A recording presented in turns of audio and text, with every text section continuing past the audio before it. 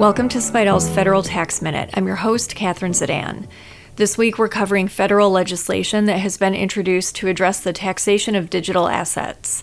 Sign up for Spidell's quarterly federal tax update webinar and you'll get reliable and pertinent updates on trending tax topics. Get details on this subscription webinar series and register for a full year of updates or just a single session at spidell.com under webinars.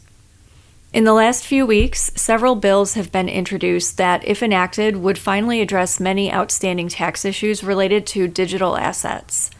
Many tax commentators thought that the Digital Asset Protection, Accountability, Regulation, Innovation, Taxation, and Yields Act, or the Digital Asset Parity Act, would be the most likely legislative vehicle to be enacted. But on June 9th, the House Ways and Means Committee held a hearing on numerous draft bills that would address various aspects of digital asset taxation. These bills are similar to, but not identical to, many of the provisions contained in the Digital Asset Parity Act. At this stage, there's clear momentum to enact legislation to address these issues. However, it's unclear if the legislation will be enacted this year, especially given the November midterm election. The Digital Asset Parity Act was introduced in the U.S. House of Representatives on May 19, 2026.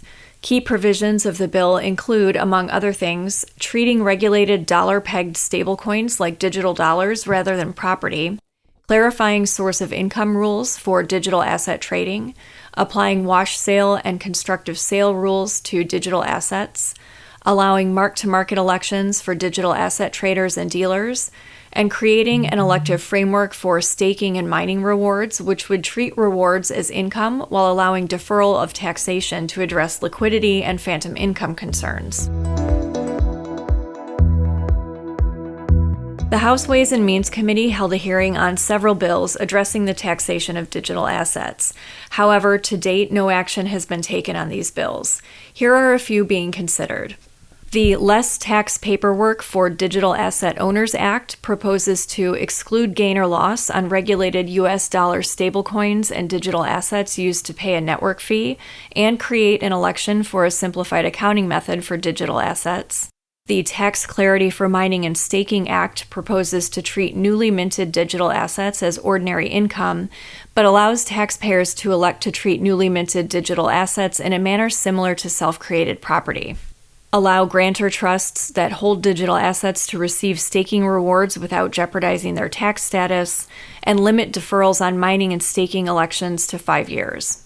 And the Charitable Deductions for Digital Asset Donations Act proposes to exempt digital asset donations from the qualified appraisal requirements if the donated property meets certain criteria, and limit charitable deductions for donations of digital assets that are not widely traded to the amount that the charity receives when selling the digital asset.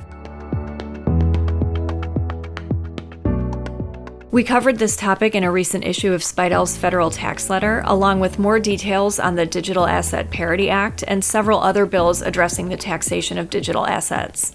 For details on this monthly newsletter and to download a sample issue, go to spidell.com and click Publications. That's all for this week. Join us next time for another episode of Spidell's Federal Tax Minute.